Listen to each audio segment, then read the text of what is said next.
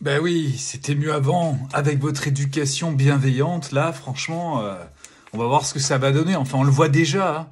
Les jeunes, ils respectent plus rien, il y a qu'à regarder les infos. Bref. En fait, le monde d'avant, il est encore là. Quand on regarde le baromètre qui a été établi par la Fondation pour l'enfance en ce qui concerne les violences éducatives ordinaires, on se rend compte que la violence est encore présente et largement présente dans l'éducation. Alors que se passe-t-il? Ce monde d'avant qu'on regrette tant admettait la violence. Et il semblerait que le résultat actuel ne nous convienne pas. Est-ce qu'il y a une corrélation entre l'éducation des violences éducatives et l'état actuel de notre société? C'est possible. Dans ce cas-là, regretter le passé est une erreur. Et si on changeait?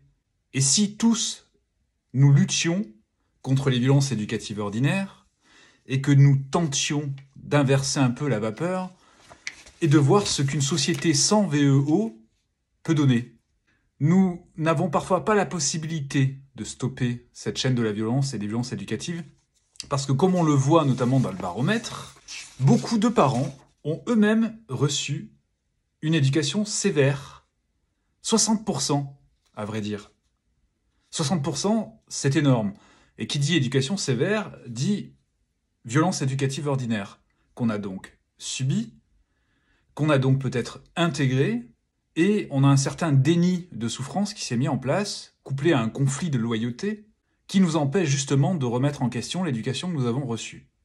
Donc pour abandonner les violences éducatives ordinaires, il est d'abord nécessaire de faire un travail sur soi, et de pouvoir se dire, finalement, en ayant reçu des violences éducatives ordinaires, je me suis comporté comme ceci. Mais qui me dit que, sans recevoir de violences éducatives ordinaires, mon comportement aurait été plus négatif, si on veut? On n'en sait rien. Ce que l'on sait aujourd'hui, c'est que les violences éducatives, et on le sait parce qu'on a des connaissances en neurosciences affectives, sont néfastes pour le développement de l'enfant, et plus particulièrement, sont néfastes pour le cerveau de l'enfant. Donc à nous, fort de ces connaissances, de ces nouvelles connaissances, de pouvoir rectifier justement cette trajectoire et essayer, se donner le droit à l'erreur, mais essayer de mettre en place des accompagnements sans violence éducative. Il ne s'agit pas de nous flageller et de nous dénigrer, mais bien d'avancer en testant de nouvelles approches que nous n'avons peut-être jamais reçues. Donc ça demande un véritable apprentissage. Nous parlerons bientôt et plus amplement de ce baromètre des violences éducatives ordinaires, comme je l'expliquais précédemment, non pas pour pointer ce qui ne va pas, mais surtout pour voir quelles sont les issues possibles et qu'est-ce que nous pourrions tester pour justement faire avancer cette ambiance générale, faire avancer ce que nous déplorons, ou en tout cas l'interprétation de ce que nous déplorons aujourd'hui dans notre société. Nous sommes tous acteurs de cela.